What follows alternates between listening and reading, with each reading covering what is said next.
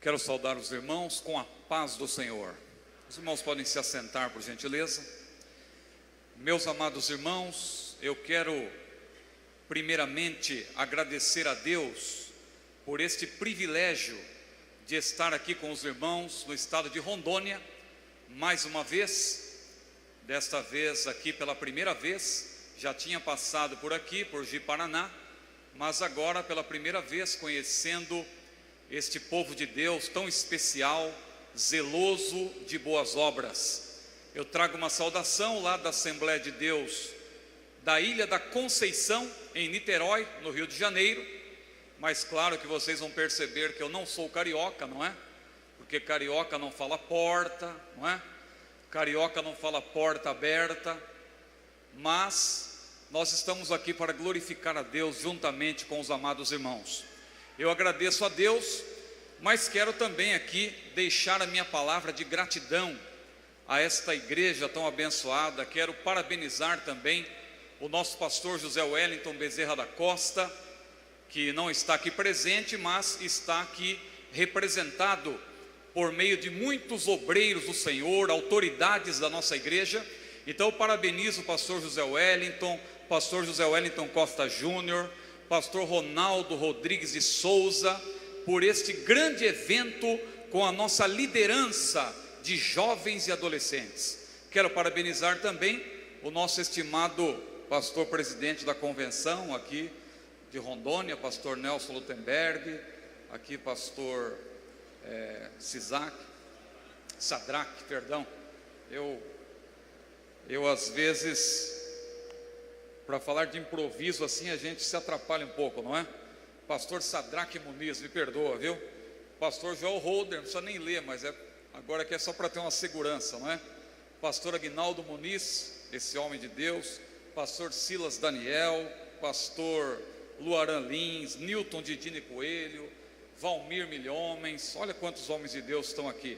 Nossa irmã Valquíria Salines, Joane Bentes, que já não está mais conosco, nossa irmã Marley Muniz, preletores, homens e mulheres de Deus, e também os nossos queridos cantores da Patmos, que Deus possa abençoar, nossa irmã Lília Paz, e não dá para citar o nome de todos aqui, mas citando o nome dela, claro, estou aqui prestando uma homenagem a todos que estão louvando a Deus nesses dias, não apenas os cantores da CPAD, não é? O selo antigamente era Patmos, mas agora é CPAD. Que Deus abençoe os nossos adoradores do Senhor. Meus irmãos, nós vamos ler a palavra de Deus, e eu quero perguntar nessa noite: quantas Bíblias estão presentes? Olha que maravilha, hein? Quem não tem Bíblia, os irmãos já sabem, não é? Sente-se ao lado de um crente, não é?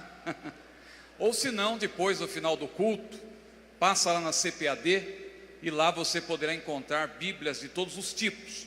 Aliás, já que eu estou falando da CPAD, permita-me rapidamente fazer aqui menção a um pedido aqui, até para que nós façamos menção de alguns livros dos palestrantes que estão aqui. Os irmãos sabem que falar de livros num evento como este não é mera propaganda, mas é, de certo modo, prestar um serviço aos irmãos.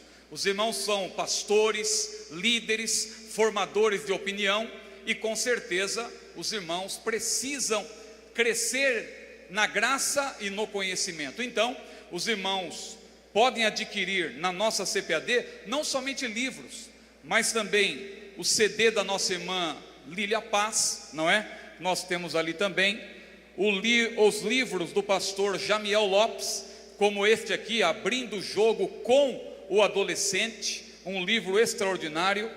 O pastor Luaran Lins também tem algumas mensagens em DVD, Liderando com Excelência e Mídias e Universidade, pastor Luaran Lins. O pastor Valmir Nascimento acabou de lançar pela CPAD um livro extraordinário também, chamado O Cristão e a Universidade. Veja que tema atual e importante para todos nós. O pastor Silas Daniel, que tem também vários livros, ele tem um livro muito especial que está aqui na livraria, no stand aqui da CPAD, que é a história dos hinos que cantamos. Você já pensou que maravilha você poder cantar os hinos da harpa, conhecendo a história, sabendo como, quando, por que cada um deles foi composto? Que maravilha! E de nossa modesta autoria, os irmãos também podem adquirir ali erros que os pregadores devem evitar, que não é apenas um livro, é uma série, erros que os pregadores devem evitar, evangelhos que Paulo jamais pregaria, e também procuram-se pregadores como Paulo. Veja que são livros que eles na verdade conversam entre si, não é? Um livro, num deles, a ênfase recai sobre a pregação, e no outro a ênfase recai sobre o pregador. O irmão Rafael, eu não encontrei ali na livraria, mas o irmão Rafael e o irmão Leandro, não é? Eles também têm ali o seu material, CDs que os irmãos poderão adquirir. Meus irmãos, feitas essas considerações que eu queria fazer agora já, para eu poder entrar direto no assunto, eu quero convidar os irmãos, como eu já perguntei quantas Bíblias estão presentes, vamos agora ficar em pé e ler a palavra do Senhor em 1 Pedro,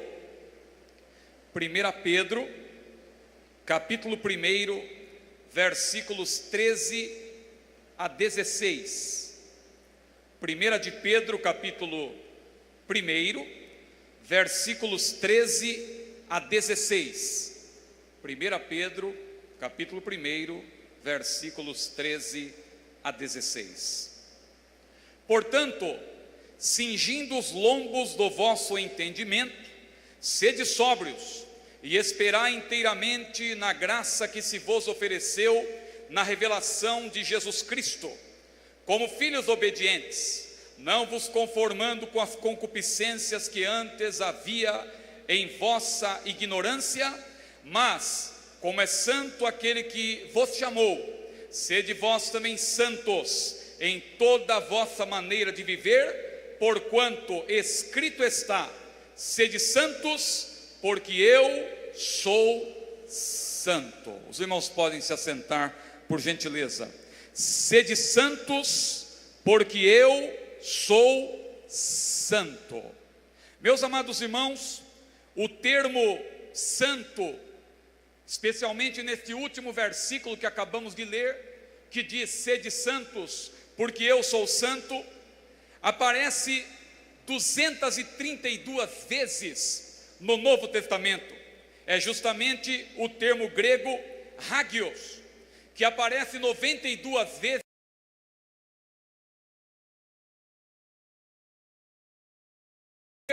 no Novo Testamento, é justamente ao Espírito Santo. Quando a Bíblia diz que Maria, mãe do Senhor Jesus, achou-se ter concebido do Espírito Santo. A palavra santo ali como um adjetivo, ela na verdade é a palavra hagios, santo, que, como eu já disse, aparece 232 vezes no Novo Testamento, e claro também em referência ao servo de Deus, ao crente, ao servo, à serva do Senhor.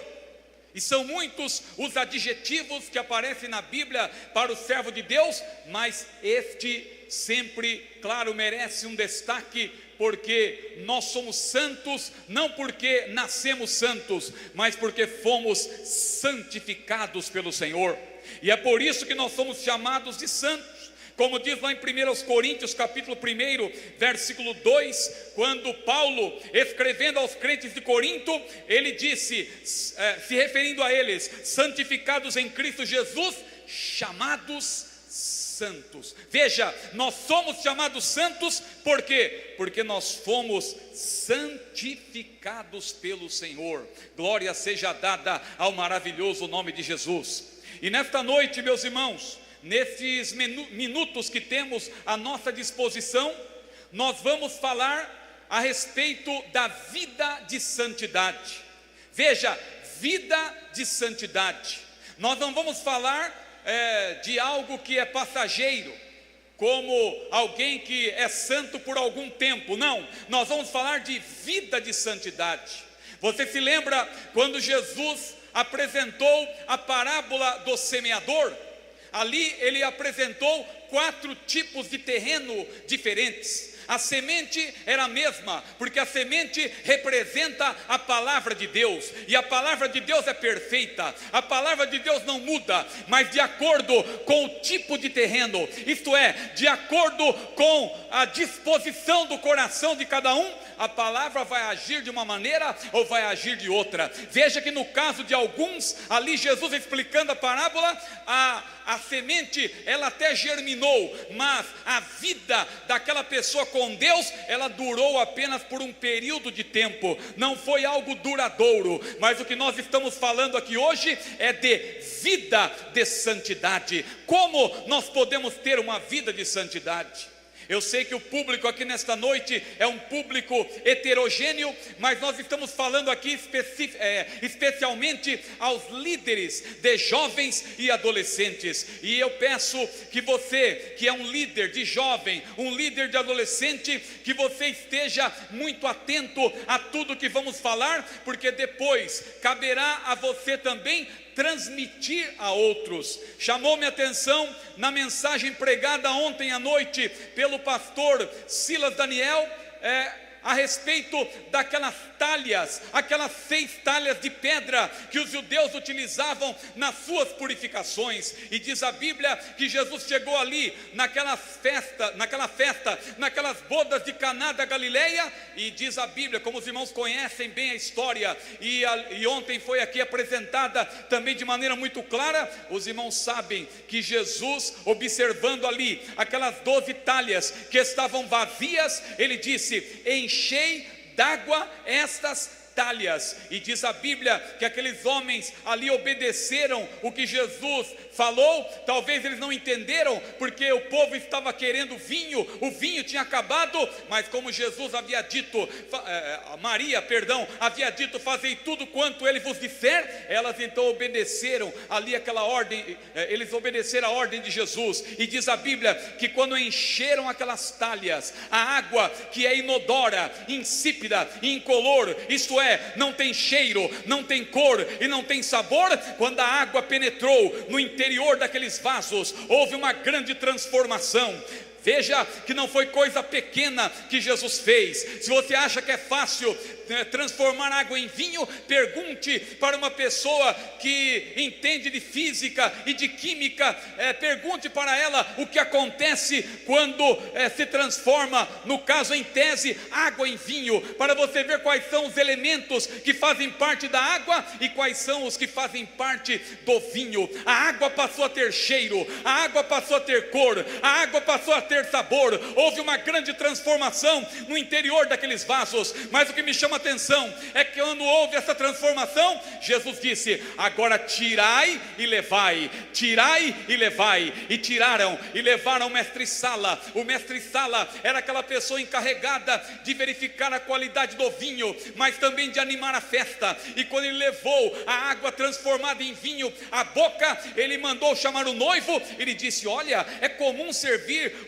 o vinho inferior, o vinho bom primeiro e deixar o inferior para o final, mas eu estou percebendo que o vinho continua bom, é porque ele havia experimentado a água que Jesus transformara em vinho. Glória ao nome do Senhor. Mas por que eu estou falando isso? É porque Jesus disse: tirai e levai, tirai e levai. Aqueles vasos representam o meu e o seu coração, e a água representa a palavra de Deus. Quem sabe nessa noite você chegou aqui e o seu coração está vazio das coisas que não agradam a Deus. Você tem se esvaziado, você tem se santificado, mas você veio aqui para receber algo da parte do Senhor, e o rio de Deus já chegou neste lugar. Deus está mandando água do seu trono diretamente para nós. Ele já abriu a torneira lá em cima, e águas vivas estão correndo nesse lugar. A água que representa o poder poder da palavra também está aqui, e Deus está enchendo o teu coração. E quando a água de Deus, a palavra de Deus entra no nosso coração, há uma grande transformação lá dentro. A tristeza é jogada para fora, aleluia, a amargura é jogada para fora. Só que tem uma coisa, depois disso o Senhor diz: agora tirai e levai, tirai e levai. Com a mesma consolação que você está sendo consolado, você deve consolar a outros. E a mesma palavra de instrução que você está recebendo aqui é também para levar a outros. Então você que é um líder, veja, você não está recebendo apenas para si.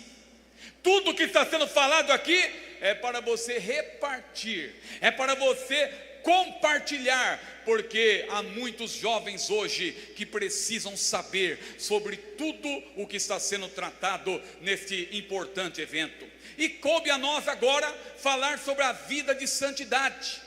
E nós vamos falar objetivamente sobre a vida de santidade, respondendo a 3 perguntas, de maneira bem objetiva. A primeira pergunta é: o que não é a vida de santidade? Porque muita gente confunde, muita gente não sabe o que é de fato ter uma vida de santidade. A segunda pergunta, claro, é óbvio, se eu vou falar o que não é a vida de santidade, eu vou apresentar também o lado positivo. O que é a vida de santidade? O que não é o lado negativo, justamente para valorizar o lado positivo.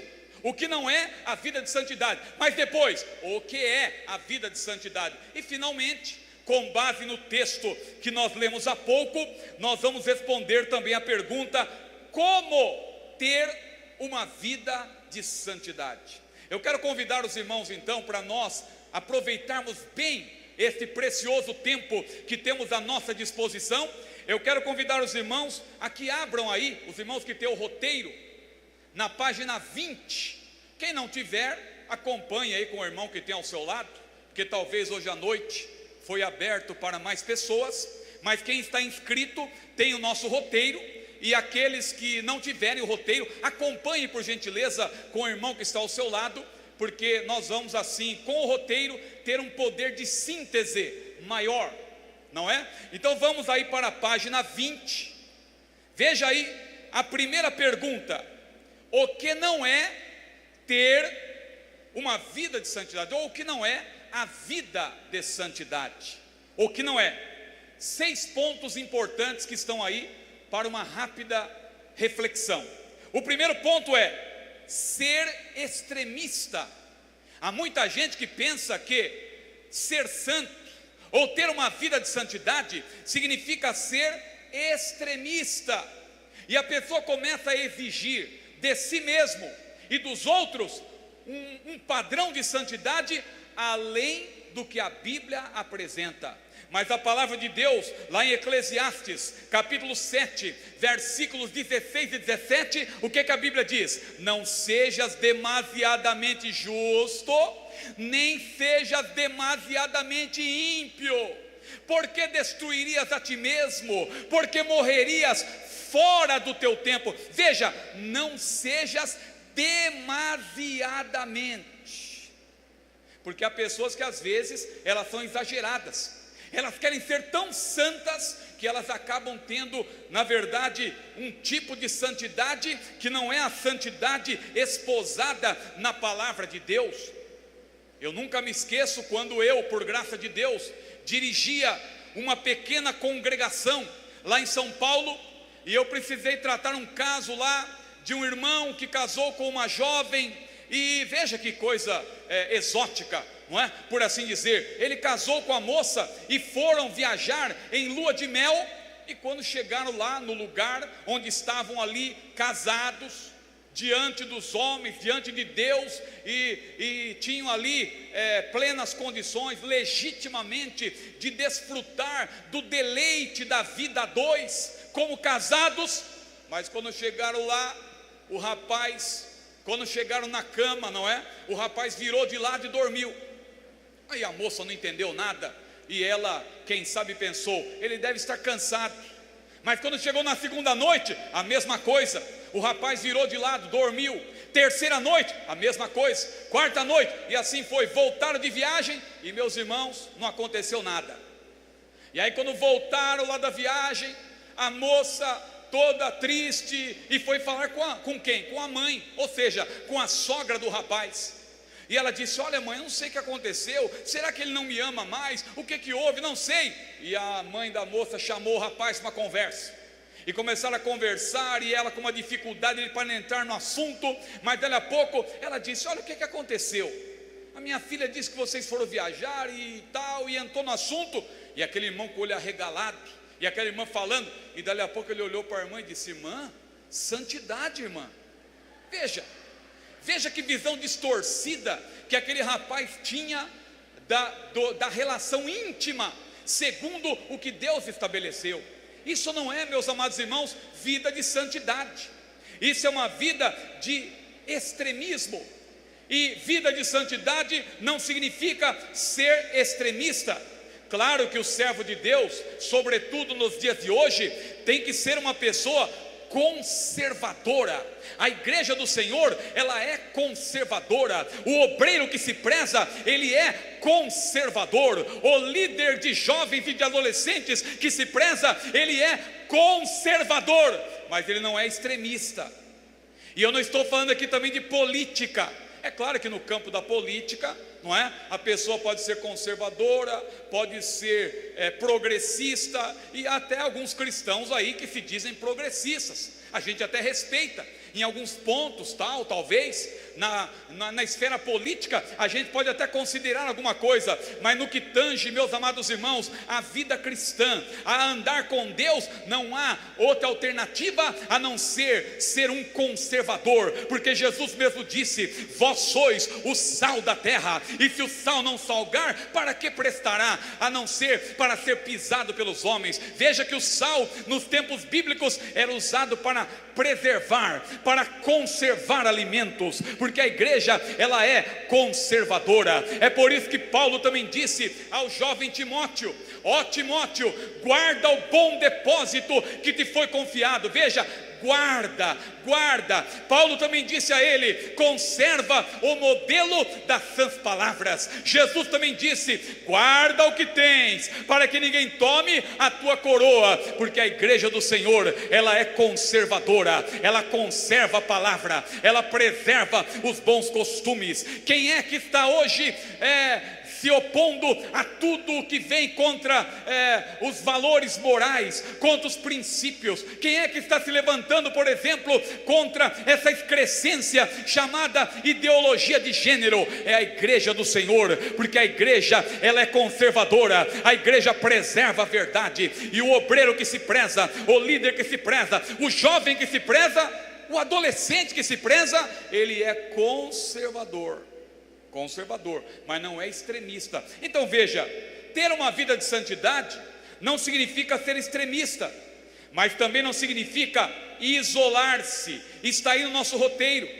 Alguém pensa que ter uma vida de santidade significa isolar-se, significa viver isolado, enclausurado, ou encasulado, ou encapsulado. A pessoa pensa que ela tem que ficar isolada de todo mundo. Eu me lembro que uma irmã certa vez me disse: olha, irmão Ciro, eu quando me consagro, quando eu busco a Deus, que eu me santifico, eu entro lá no ônibus, eu entro na condução, e as pessoas até saem de perto de mim. Elas nem suportam ficar perto de mim, porque eu estou com a minha vida no altar de Deus. Veja que grande engano, não é isso? Porque Jesus, quando andou na terra, Jesus, que foi a pessoa mais santa que já andou na terra, ele estava andando onde? Ele estava no meio dos pecadores, e ele era até acusado de andar com publicanos e com pecadores, mas numa certa ocasião ele disse: os sãos não precisam de médicos, mas sim os doentes. Eu não vim chamar os justos, mas sim os pecadores ao arrependimento. Ser santo, portanto, não é isolar-se, mas ser santo também não é sacrificar-se de modo exagerado. Claro que a vida cristã, a vida de santidade, envolve algum tipo de sacrifício, mas sacrificar-se de maneira exagerada, isto não. porque a própria Bíblia diz que Deus quer que nós sejamos obedientes, porque obedecer é melhor do que sacrificar. Mas um quarto item que está aí no nosso roteiro, nesse primeiro tópico, é viver acima das tentações. Ser santo não denota viver acima das tentações. Veja, por exemplo, eu coloquei até aí no nosso roteiro o exemplo, ou os exemplos dos jovens José e Daniel. Veja que jovens santos, que não foram eles, como eles foram santos. José, Daniel, exemplos de santidade, exemplos para os jovens, mas eles não viveram acima das tentações. Pelo contrário, se você olha, por exemplo, para a vida de Daniel, a biografia de Daniel pode ser dividida ou resumida em 4 pontos. José na casa de seu pai, José na casa de Potifar, José na casa do cárcere e José na casa do rei. Veja, 4 casas. José esteve primeiramente na casa de seu pai. Na casa de seu pai, ele foi um filho santo, um filho que honrava os seus pais, pois a Bíblia diz: honra teu pai e a tua mãe, para que se prolonguem os teus dias na face da terra. E José, enquanto esteve na casa de seu pai, ele honrou o seu pai e a sua mãe, é claro. Na casa de seus pais, ele honrou os seus pais. Foi, portanto, um jovem, um filho santo. Mas depois ele foi lá para a casa de Potifar, foi vendido, e ali ele foi também um servo de Deus santo. Santo também, que resistiu à tentação, que venceu a tentação. Glória a Deus. Mas depois na casa do cárcere, ele foi antes acusado injustamente, foi levado para a casa do cárcere, mas lá na casa do cárcere, ele foi também um prisioneiro santo, um prisioneiro que comandava outros presos, porque ele tinha ali uma vida exemplar, ele tinha ali uma liderança de influência, e ele ali estava como um prisioneiro, mas um prisioneiro santo, porque o crente, onde ele está, ele continua sendo santo. Não importa onde ele esteja, pode estar entre os seus familiares, ele é santo. Pode estar no seu trabalho, ele é santo. Pode estar lá na faculdade, ele continua sendo santo. José na casa de seu pai era um filho santo. José na casa de Potifar era um servo santo. José na casa do cárcere era um prisioneiro santo. Mas depois ele ascendeu e se tornou governador do Egito, e foi chamado até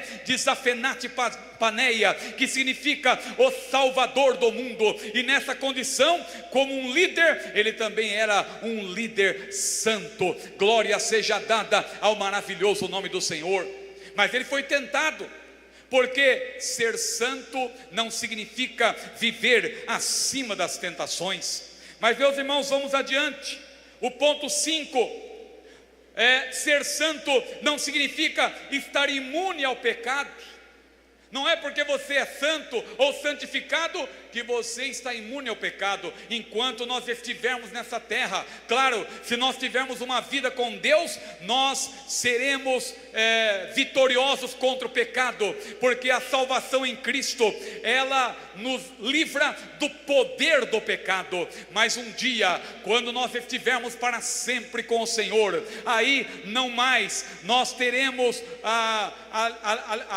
estaremos livres do poder do pecado, mas já estaremos livres da presença do pecado. Hoje, por enquanto, ainda nós podemos estar livres do poder do pecado. A própria Bíblia diz: o pecado não terá domínio sobre vós. Mas quando nós partirmos desta vida, quando o Senhor vier buscar a sua igreja, porque a Bíblia diz que o mesmo Senhor descerá do céu com alarido, e com voz de arcanjo, e com trombeta de Deus, e os mortos em Cristo ressuscitarão primeiro, e depois nós, os que ficarmos vivos, vivos, seremos juntamente com eles arrebatados a encontrar o Senhor nos ares, e assim estaremos para sempre com o Senhor. E Paulo, escrevendo aos Filipenses, ele disse mais, ele disse: a nossa cidade está nos céus, donde também esperamos o Senhor, o Salvador Jesus Cristo, que transformará o nosso corpo abatido em um corpo glorioso, em um corpo semelhante ao seu.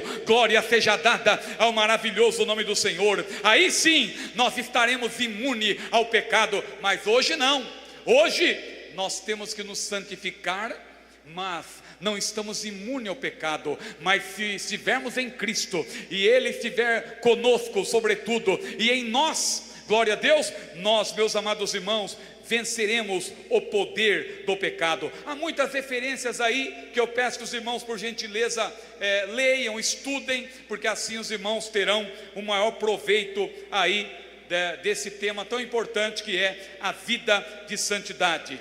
E o último ponto, respondendo a esta pergunta, o que não é a vida de santidade, o último ponto é ter uma vida de aparência. Há muita gente que pensa que ser santo significa ter uma vida de aparência. A pessoa é santa apenas na aparência. E Jesus certa vez condenou até os fariseus, porque eles tinham aparência de santidade. E Jesus disse: ai de vós, fariseus, hipócritas, que alimpais o exterior do prato e do copo, mas o interior está cheio de rapina e de iniquidade. Eles tinham, na verdade, uma boa aparência, mas o coração deles estava se afastando do Senhor. Então nós temos aí, meus amados irmãos, este ponto também que é muito importante. Vamos para o tópico segundo. A segunda pergunta, que é: o que é a vida de santidade? Eu falei o que não é. Vida de santidade não é ter uma vida de aparência, não é estar imune ao pecado, não é viver acima das tentações, não é ser extremista, etc, etc e etc. O que é então ter uma vida de santidade? O conceito bíblico de santidade, tanto no Antigo quanto no Novo Testamento, é o mesmo. E a ênfase recai sobre o quê? Sobre a vida separada. Uma vida separada para se consagrar a Deus.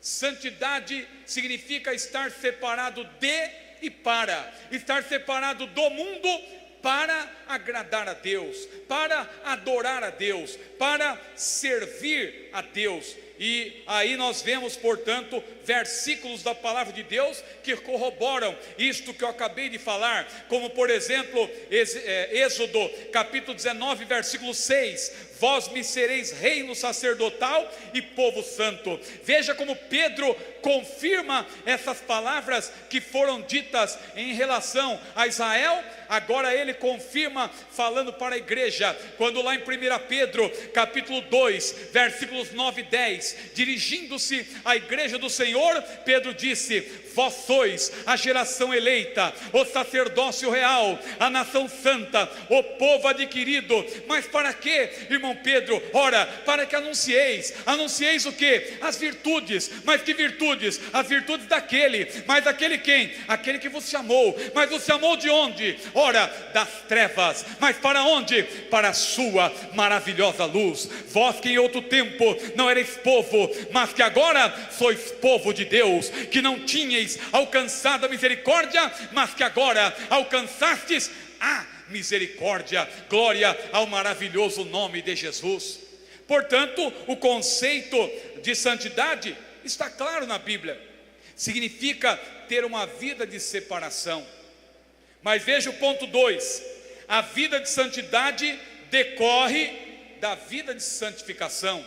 Porque é importante nós distinguirmos, claro, a santidade da santificação. Santidade é o estado daquele que é santo, é o estado. Veja que por mais que seja um estado, não se trata de algo estático, porque na verdade a pessoa não é que ela se torna santa e depois ela sempre continuará santa. Não, porque a nossa caminhada, a cada dia nós temos que ser cada vez mais santos. É como subir uma escada que não tem o último degrau. Você está no degrau hoje, Deus olha para você e diz: parabéns, meu filho, está muito bom, mas pode subir mais um. Quem é santo, santifique-se ainda. A Bíblia diz que a vereda do justo é como a luz da aurora, que vai brilhando, vai brilhando, vai brilhando, vai brilhando, cada dia mais, até ser dia perfeito. Glória ao nome do Senhor. Então, a santidade é o estado em si, mas a santificação é um processo. É um processo, e quem milita na área do direito usa muito essa palavra processo, porque processo indica exatamente que algo teve um começo, vai ter o seu desdobramento e vai ter um fim, vai ter uma conclusão. É por isso que é um processo. O processo tem o começo, tem o desenvolvimento e tem a conclusão. E meus irmãos, nossa vida tem um começo, a nossa vida com Deus, quando nós entregamos a nossa vida para o Senhor. Mas a cada dia nós temos que ser cada vez mais santos, a cada dia nós temos que ser mais cheios do Espírito Santo, como aquela visão que Deus deu para o profeta Ezequiel, em que ele viu um ribeiro diante de si, e havia diante dele um homem que tinha um cordel de medir na sua mão, e aquele homem disse para Ezequiel: Ezequiel, avance. E quando Ezequiel avançou, as águas daquele ribeiro,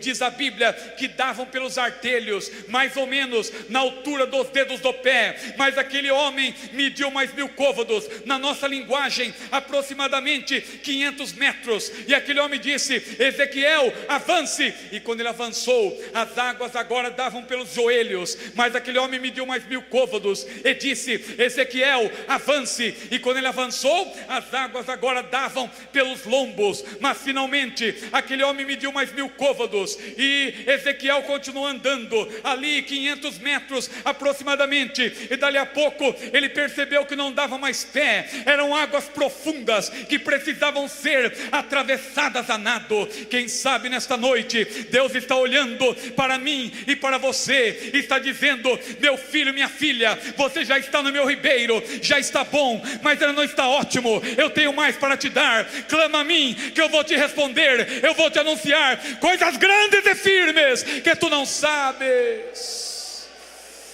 Ora bacandaramaste, ora basio me camioba samiopras, lemanobia nestrive das tópias. Glória seja dada ao maravilhoso nome do Senhor. A vida de santificação é um processo. Portanto, o que é a vida de santidade? Claro que aí agora as coisas parecem que até se confundem. Aliás, o termo mais apropriado seria mais santificação mesmo, para falar do processo, porque santidade fala do estado. Mas veja que falando de vida de santidade é a mesma coisa que falar da nossa caminhada com Deus, ou seja, a nossa caminhada em santificação. Mas veja aí também, caminhando para o final, o terceiro ponto: santificação implica, como eu já falei, separar-se do pecado para Deus. É uma separação do pecado para servir a Deus, como nós citamos aí até algumas frases para os irmãos refletirem sobre elas. O quarto ponto: o que significa consagrar-se a Deus? Significa permitir, entre outras coisas, que Ele seja o Senhor, que Ele ocupe todas as dependências da nossa casa. O ser humano na Bíblia é descrito como uma casa, e esta casa tem uma porta, e esta porta tem uma fechadura. E veja que no caso de uma das igrejas lá da província da Ásia, na Ásia Menor, veja que Jesus estava do lado de fora, e ele até disse: eis que eu estou à porta e bato, se alguém ouvir a minha voz e abrir a porta, eu entrarei em sua casa e cearei com ele e ele comigo. Veja como é triste quando Jesus está do lado de fora. Jesus, nesse sentido, ele quer fazer a sua obra, ele quer realizar a sua obra, mas ele, como Deus soberano, Ele nos dotou da livre escolha, da livre vontade, do livre-arbítrio, por assim dizer. E portanto nós, como uma casa, pois o autor de Hebreus disse: a qual casa somos nós que somos morada de Deus em espírito, porque Jesus certa vez disse: se alguém me ama, guardará minha palavra, e meu Pai o amará, e viremos para ele, e faremos nele morada. Nós, como templo do Espírito Santo que somos, nesta casa há uma porta, e esta porta tem uma fechadura. É necessário que através do livre-arbítrio nós abramos a porta. É necessário que toda liberdade seja dada para o Espírito Santo agir em nós e por meio de nós. Meus amados irmãos, portanto, consagrar-se a Deus significa permitir que Ele seja o Senhor, ocupando todas as dependências da nossa casa. Nós não podemos servir a dois senhores.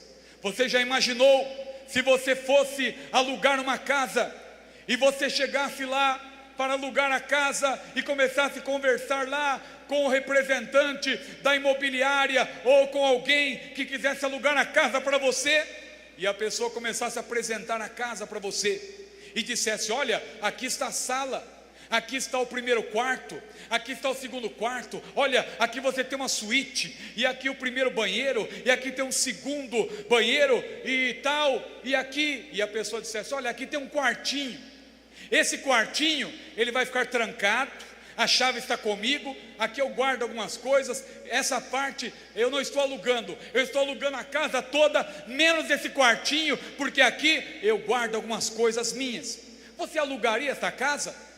Você não sabe o que tem naquele quartinho? E se a pessoa está guardando drogas ali, se a pessoa está guardando armas ali, e dali a pouco a polícia vem lá com mandado de prisão e de busca, e quer entrar na sua casa para ver alguma coisa, e arromba a porta, abre aquela porta e vê que lá tem droga ou tem alguma coisa, o que vai acontecer? Você vai ser preso, você vai ser encaminhado ali para prestar depoimento. Por quê? Porque aquele quartinho tinha alguma coisa que você não sabia.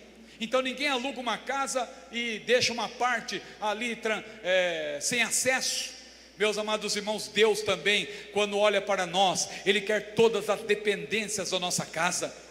Às vezes nós dizemos: Senhor, eu posso te dar isso, eu posso te dar isto e aquilo e etc, mas esta parte não, Senhor, esta parte eu não posso te dar, esta parte é muito importante, não tem como, Senhor, esta parte eu te oferecer. Isto não é consagração total a Deus. Meus irmãos, é necessário entregar tudo para Deus. É necessário dizer, como disse o salmista: bendize a minha alma ao Senhor, e tudo que é em mim bendiga o seu santo nome.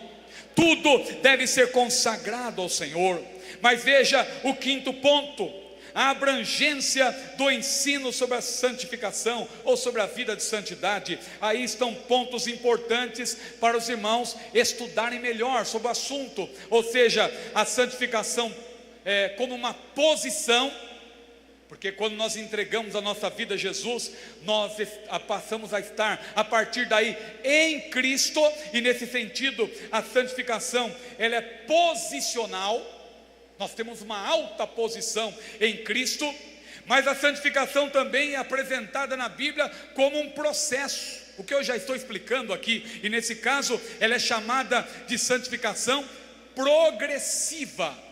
Seguir a paz com todos e a santificação, sem a qual ninguém verá o Senhor. Veja, seguir a paz com todos é um processo, e a santificação, sem a qual ninguém verá o Senhor. E aí temos ilustrações para os irmãos estudarem melhor sobre o assunto.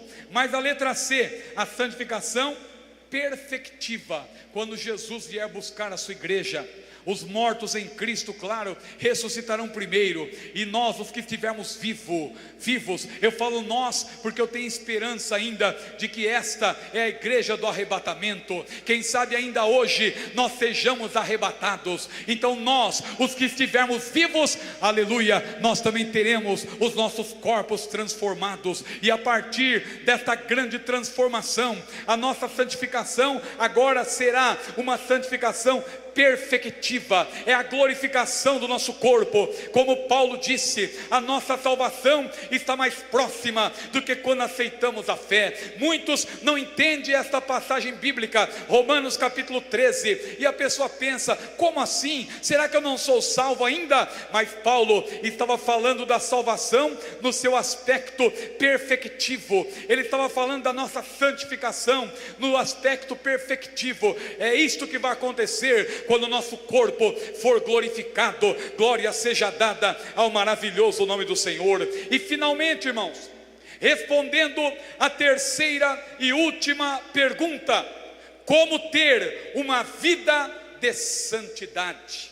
Nós lemos 1 Pedro capítulo 1, versículos 13 a 16, no início desta exposição. E agora eu quero tomar 7 pontos, 7 ênfases desses versículos que lemos, para apresentar 7 diferentes aspectos da vida de santidade. Como ter uma vida de santidade? Primeiro ponto, aí a vida de santidade começa, observe, com uma disposição mental. Você que está ouvindo a palavra de Deus e talvez esteja dizendo: meu Deus, é difícil ser santo, como ser santo neste mundo em que nós vivemos? Veja, tudo começa com uma disposição mental, porque Pedro disse: cingindo os lombos do vosso entendimento. O que é isso? Por que Pedro utilizou essa metáfora? É porque nos tempos bíblicos o cinto era usado para prender as armas. Veja que quando Paulo falou das armas da nossa milícia, as quais não são carnais, mas sim poderosas em Deus, ele disse lá em 2 Coríntios, mas lá em Efésios, ao relacionar essas armas, ele fez menção do capacete da salvação, da espada do Espírito, do escudo da fé, da couraça da justiça, dos pés calçados na preparação do evangelho da paz. Mas tem uma arma que ele mencionou ali, que muitos talvez pensem que ela não é importante, mas faz parte da armadura cristã. Que peça é esta? É o cinto. E veja que quando Paulo fala do cinto, ele associa o cinto com a verdade, cingindo os vossos lombos com a verdade. Por quê? Porque o cinto nos tempos bíblicos era usado para prender as armas junto do corpo. Se o cinto tivesse frouxo, as armas cairiam. Por isso o cinto precisava estar bem firme, bem fixado. Não é por acaso que Paulo comparou o cinto com a verdade, porque a verdade não pode ser afrouxada, a verdade não pode ser relativizada. Veja, cingindo os vossos lombos com a verdade. E Pedro também, valendo-se dessa mesma metáfora, ele fala do entendimento, cingindo os lombos do vosso entendimento. Em outras palavras, ele quer dizer que a nossa mente deve ser uma mente pura, uma mente firmada, segura em Deus, aleluia, que nós guardemos os mandamentos e as promessas de Deus na nossa mente, mas claro, sobretudo no nosso coração. Porque aliás, quando nós falamos em decorar a Bíblia, em ter a Bíblia de cor, você sabe que essa palavrinha cor, no latim, é a mesma palavra que deu origem a coração. É por isso que há até vários verbos em que você vê essa palavrinha cor, como por exemplo, encorajar, não é? Decorar, também, que eu já citei. Acordar. Veja que cor está ali, porque cor no latim também representa o centro da nossa vida, o centro da inteligência, do sentimento. Cor. Veja, por exemplo, a palavra coragem. Se cor não aparece também como prefixo, meus amados irmãos, ou seja, tudo isso que eu falei está relacionado ao coração. Então quando se fala de ter a palavra na mente, claro que sobretudo é no coração, não é apenas na cabeça. É bom quando a pessoa tem a palavra na cabeça e ela cita Gênesis, Êxodo, Levítico, Números, Deuteronômio, Josué, Juízes, Ruth, 1 Samuel, 2 Samuel, e 1 Reis, 2 Reis, 1 Crônicas, 2 Crônicas, até Apocalipse. Que maravilha! quando a pessoa tem a Bíblia na cabeça, mas muito mais importante do que ter a Bíblia na cabeça, é ter a Bíblia no coração. O salmista disse: escondi a tua palavra no meu coração, para não pecar contra ti. Deus também disse a Moisés: estas palavras que hoje te ordeno, estarão no teu coração. Aleluia, glória seja dada ao maravilhoso nome do Senhor. Portanto, a vida de santidade começa com uma disposição mental. Mas em segundo lugar, a vida de santidade pressupõe domínio próprio e equilíbrio. Porque Pedro disse: cingindo os lombos do vosso entendimento, sede sóbrios. Veja que a vida de santidade significa você ter domínio próprio, você ter equilíbrio. Glória a Deus, não ser uma pessoa extremista, mas uma pessoa equilibrada. Glória ao nome do Senhor. O ponto 3, a vida de santidade só é possível mediante a graça de Deus. Porque veja como o Senhor diz através de Pedro: esperai inteiramente na graça que se vos ofereceu na revelação de Jesus Cristo. Esperai inteiramente, porque nós por nós mesmos nós nada podemos, mas com a graça capacitadora de Deus, a graça preveniente de Deus, uma graça que nos capacita, glória a Deus, não somente para ser salvos, mas também durante a nossa caminhada cristã. Nós somos também alcançados, envolvidos por esta graça maravilhosa, esta graça que vem de Deus, aleluia, e através dela, que significa que Deus está não somente conosco, mas Ele está em nós. Porque quando nós olhamos para a Bíblia, nós vemos que a vitória de muitos homens e mulheres de Deus foi que o Senhor estava com eles. Quando nós olhamos para a vida de José, que eu até menciono aí no roteiro, José, como eu falei, esteve em 4 casas: na casa de seu pai, na casa do cárcere, na casa de Potifar, na casa do rei, mas ele esteve também certa vez numa cova. Ele foi jogado numa cova, mas Deus preparou até a cova, não tinha água, não tinha bicho, mas só estava José e Deus lá dentro, porque onde estava José, a Bíblia diz, o Senhor estava com José. José estava na prisão e a Bíblia diz, o Senhor estava com José, aleluia. Quando a Bíblia fala de outros homens de Deus, como Josué, a Bíblia diz, o Senhor estava com Josué. Quando a Bíblia fala de Samuel, o Senhor estava com Samuel. Quando a Bíblia fala de Davi, o pastor Newton Didini mencionou nesta tarde ali alguns aspectos da vida de Davi, e numa das ênfases ali nós vemos claramente que a Bíblia diz que o Senhor era com Davi, o Senhor estava com Davi. E Jesus, que é o nosso supremo modelo, é o nosso paradigma. Pedro, quando falou de Jesus lá na casa de Cornélio, ele disse como Deus ungiu a Jesus de Nazaré com o Espírito Santo e com virtude, o qual andou fazendo bem e curando a todos os oprimidos do diabo, porque Deus era com ele. Deus era com ele. E a Bíblia diz que todo aquele que diz que está nele também deve andar como ele andou, que nós andemos como Jesus andou, aleluia. Mas veja o quarto ponto: a vida de santidade implica também obedecer a Deus, porque Pedro disse, como filhos obedientes, nós temos, meus irmãos, que obedecer a Deus. O quinto ponto: a vida de santidade é uma vida de renúncia. Renúncia, não vos conformando com as concupiscências que antes havia em vossa ignorância. Não vos conformando. Esse termo aí que no grego só aparece 2 vezes. Esse verbo conformar-se só aparece aqui em 1 Pedro 1,14 e em Romanos 12, ali versículos 1 e 2. E a Bíblia é clara, a palavra de Deus diz, aleluia, que nós não devemos nos conformar, nós não devemos tomar a forma deste mundo. Ali Paulo está falando, claro, das filosofias prevalecentes neste mundo. Nós não devemos nos conformar com o pensamento, com o estilo de vida das pessoas que não temem a Deus, das pessoas que andam segundo o curso deste mundo, segundo o príncipe deste mundo, que é Satanás. Portanto, nós não devemos nos conformar. Jesus não obriga ninguém a segui-lo, mas aquele que quer seguir a Jesus, veja o que Jesus disse lá em Lucas capítulo 9, versículo 23: se alguém quer vir após mim, primeiro, negue-se a si mesmo; segundo, tome cada dia a sua cruz e siga-me. Que nós sigamos ao Senhor Jesus. Glória ao nome do Senhor. O sexto ponto: a vida de santidade tem como modelo de conduta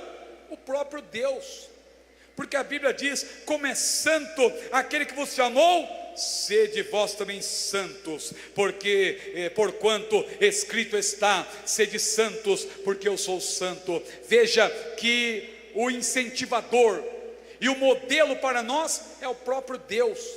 É por isso que nós não estamos olhando para a vida daquele irmão, daquela irmã apenas. É claro que quando temos um irmão, uma irmã tementes a Deus, que são paradigmas para nós, que são referenciais para nós, é uma maravilha. Quando nós temos um líder, aleluia, podemos olhar para ele e dizer: eu quero ser como ele. Quando nós olhamos para uma líder e dissemos: eu quero ser como ela, esta irmã é um exemplo de serva do Senhor, é maravilhoso. Mas, meus amados irmãos, quando nós estudamos sobre a santidade à luz da Bíblia, nós descobrimos que nós devemos ser santo, não porque irmão fulano é santo, não porque irmã Beltrana é santa, não, nós devemos ser santo porque Deus é santo. Como é santo aquele que vos chamou, sede vós também santos em toda a vossa maneira de viver.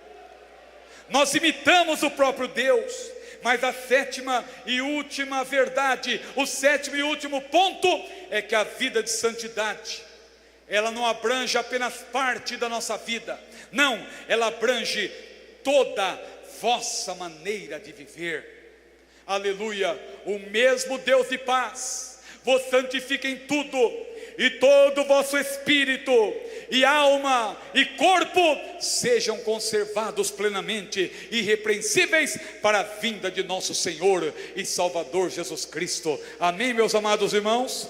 Amém. Vamos ficar em pé na presença do Senhor. Eu peço aqui a permissão do pastor Sadraque Muniz, a permissão do pastor Nelson Lutemberg, pastor presidente da nossa convenção aqui de Rondônia.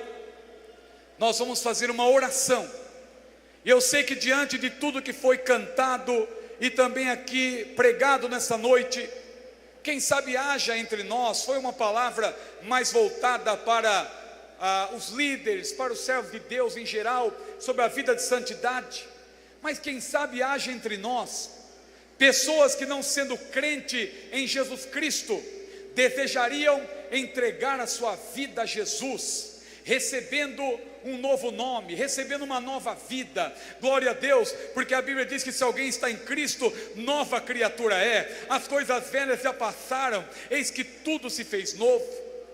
Quem sabe haja alguém aqui que queira receber Jesus, não receber uma nova religião, porque de religião o mundo está cheio, mas receber, aleluia, aquele que disse: vinde a mim, todos os que estáis cansados e oprimidos, e eu vos aliviarei. Receber aquele que disse: eu sou a porta, se alguém entrar por mim, salvar-se-á, e entrará e sairá e achará pastagens. Receber aquele que disse: eu sou o caminho, a verdade e a vida, ninguém vem ao Pai senão por mim.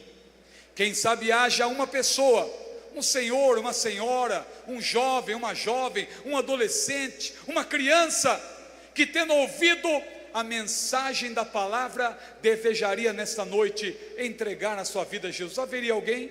Se houver, levante a sua mão. Eu quero orar por você nesta noite. Alguém?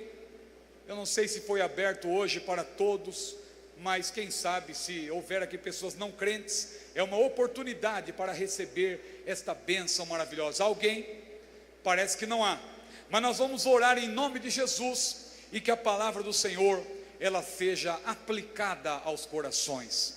Lembre-se do que o pastor Silas Daniel ensinou ontem, sobre aquelas 6 talhas, e a aplicação que eu fiz hoje, aproveitando aqui, porque meus irmãos, a palavra de Deus é análoga, a Bíblia explica a própria Bíblia, e tomando aqui como base o que o pastor Silas pregou ontem, nós fizemos uma aplicação das talhas representando o nosso coração e a água representando a palavra. Então aquilo que você está recebendo hoje, lembre-se, não é só para você, é para você partilhar com os outros, é para você compartilhar. Há muitas pessoas, eu sei que há pessoas aqui que vieram de longe. Eu fiquei admirado quando o pastor Aguinaldo Muniz fez menção de irmãos que rodaram 700 quilômetros para chegar aqui. Eu também vim de avião, mas eu vim de longe também, vim do Rio de Janeiro, e outros irmãos que vieram de São Paulo, do Paraná, e veja que maravilha, todos reunidos aqui na presença de Deus. Mas tudo que nós estamos recebendo, quando nós chegarmos lá na nossa igreja local, quando nós chegarmos em outro lugar, em que estivermos viajando também levando a palavra, nós vamos partilhar com os outros aquilo que nós temos recebido da parte do Senhor. De graça recebestes, de graça dai. Com a mesma consolação com que nós estamos sendo consolados, nós vamos consolar a outros, nós vamos ajudar a outros, nós vamos orientar a outros. Líderes que estão aqui também vão estimular os jovens para que eles tenham uma vida de santidade na presença do Senhor. Vamos orar em nome de Jesus. Nosso Deus e nosso Pai, em nome de Jesus estamos na Tua presença, te glorificamos, Senhor, pelo privilégio de estar na Tua casa nessa noite, por tudo quanto temos recebido da Tua parte, palestras maravilhosas, ó Pai, que têm sido aqui apresentadas para nosso crescimento na graça e no conhecimento. Meu Deus, louvores maravilhosos que têm sido entoados também para a glória do Teu nome, e tudo isso, ó Pai, tem entrado na nossa vida, no nosso coração. Senhor, que nós não guardemos apenas para nós, mas que nós compartilhemos, que nós levemos a Tua palavra àqueles que estão necessitados, àqueles que não têm nada, àqueles que estão desanimados, àqueles que se sentem fracos, àqueles que precisam de uma palavra de ânimo, Senhor. Que estes irmãos e irmãs que estão aqui sejam usados poderosamente, ó Pai, para partilhar aquilo que têm recebido. Senhor, manifesta a Tua glória no nosso meio. Tu tens liberdade para operar em nossa vida nesta noite e através de nós. Se alguém adentrou aqui triste, cabisbaixo, que não saia daqui assim, mas que saia daqui de cabeça erguida, glorificando o Teu nome. Se alguém entrou aqui enfermo, que seja curado agora, em nome de Jesus. Em nome de Jesus, manifesta a Tua glória, Senhor. Mostra-te, Deus grande e poderoso. Orabacasse Marias, rebatamacasse omitre, lidepaste camiostre, loiamahatro shne ereta, lomestravia, ritepite, adrefasto camia, lepresta, laiomahatio priastes, idrepite, endreperas, orestiedra, andrepaste camias, oramahan yohan yehan, rister, andrefi, ede, lodepaste, laiah miah norast, rudetrid, ede dadasta, rodabata, laiah natresh, idepasto quema, lebrias da titre, o mahnarich, idre, edamatro, o hanahni handrush, rush nedrizi, lei handri handrtrierach, rede patatario, tite, laiah hanarich, o nahach. Aleluia, aleluia, aleluia. Receba a bênção do Senhor em nome de Jesus. É Ele que está te dando, receba a bênção do Senhor. É Ele que te fortalece, é Ele que te renova, é Ele que te usa poderosamente. Receba, Ele renova as tuas forças. Glória ao nome do Senhor. Não sabes, não ouviste que o eterno Deus, o Senhor do Criador dos fins da terra, nem se cansa e nem se fatiga. Não há esquadrinhação do seu entendimento. Dai força ao cansado e multiplica as forças ao que não tem nenhum vigor. Os jovens se cansarão e se fatigarão, mas os que esperam no Senhor renovarão as suas forças. subirão com asas como águia, correrão e não se cansarão, caminharão e não se fatigarão. É Ele que te fortalece. Receba a bênção do Senhor. É Ele que te renova nesta noite. Orimatame ostamares. Aleluia, aleluia, glória a Deus, aleluia.